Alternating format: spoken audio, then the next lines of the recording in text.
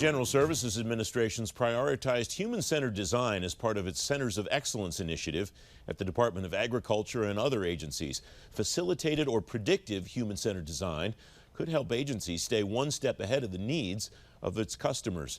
Frontis Wiggins is partner at I3 Corps. He's former Chief Information Officer at the State Department. Frontis, you're writing about this issue in LinkedIn, and first of all, kudos to you for the Who reference. The title is Meet the New Boss, same as the old boss. Had a discussion in the newsroom this morning about what that meant, which made me feel really old, but that's a whole different issue. You write about 4 issues that we're taking away regarding human-centered design from the COVID crisis. Walk me through these, Frontis. Sure. So first off, thank you for having me on the show, Francis. It's great to see you again. And I think the first thing related to human-centered design that I clicked on is that oftentimes human-centered design deals with the immediacy crisis. You know, what's right in front of you, what's the immediate problem? Because when you talk to customers and end users to try and solve their problems, you really do have to focus on what's the immediate itch that you're trying to scratch. And so the idea is that we have to think beyond the immediate problems to also look towards the future, because you have fixers and you have futurists. And oftentimes human-centered design focuses primarily on the fixers. And I think the futurists, the ones that can see beyond the horizon, are the ones that need to be brought in to assist with enhanced human-centered design or augmented human-centered design. Another concept you're writing about that I think is maybe the most important of the 4 is that you're seeing a hard line, you write, between countries and individuals with digital populations and those that don't have digital populations. What do you mean by digital population, and why is that the line of demarcation in your view? It's an excellent question.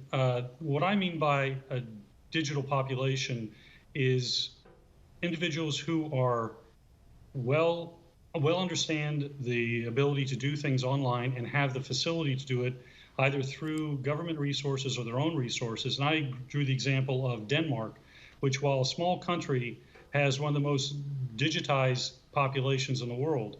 In fact, they can do most of their social services online. Everyone has a national ID and they have a connectivity.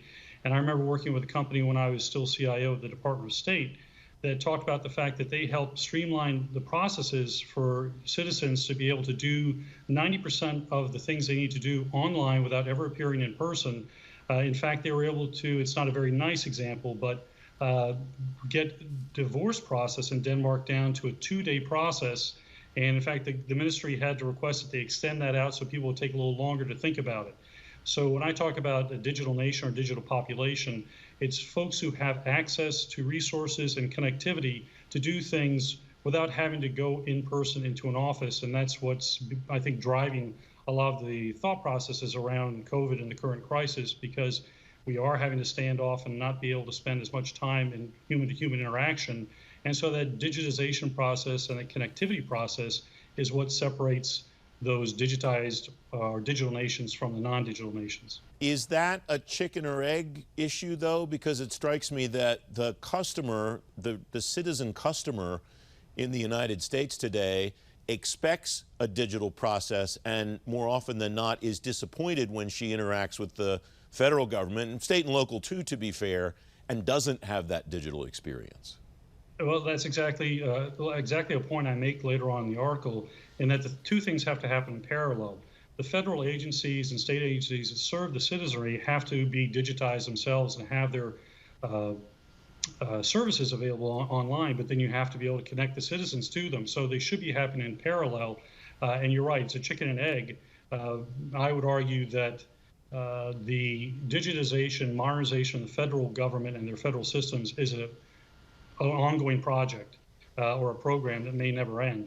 Connectivity, just raw connectivity for the citizenry, is something else that I think could be turned into a project, and in fact is a project that's ongoing. But you're right, it is a chicken and egg, and I think they have to happen in parallel.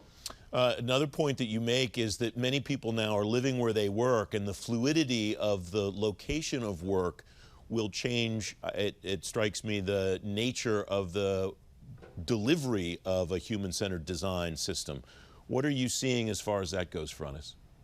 Well, it's an excellent point, Francis. And the issue really is that mobility with security, but access to valid data is what's driving that. Oftentimes, individuals are living where they work, and yet their agencies don't have the ability for them to do full functionality from their remote locations. And so it gets back to the earlier point that you were making about the fact that those government agencies and the individuals who work for them, or corporations even, that work remotely, don't have the facilities that they need or connectivity to the systems, because we always assumed that we would be doing face-to-face in the office work for time immemorial. Well, I think we've been rudely awakened to the fact that that's changed. So we just have a minute or so left, Frontis. What's the preparation, in your view, for the next normal look like when we can't even really predict what that is? We can't predict how many people in the federal government we expect to go back to work or be back in the office 18 months from now. When all of this is so fluid, how do you strategize something like that? That's the $64,000 question if I date myself to a very old TV show. So I would say it's twofold. Number one, the federal systems have to be modernized to the point where their services are available online and the citizenry has to connect to it. But then beyond that, we have to think about things like augmented reality and virtual reality and AI, because just interacting with a chatbot is not enough. You need to be able to do things in real time with assistance through some kind of avatar that is more intelligent than what we have in a lot of our current call centers or chatbots. So thinking towards the future, it's that robotic processing, it's augmented reality, and it's the also futuristic viewpoint of individuals to try and meld those things together to enhance the services that our citizenry receives. Frontis Wiggins, thanks very much. It's great to see you. Thank you, Francis. All the best.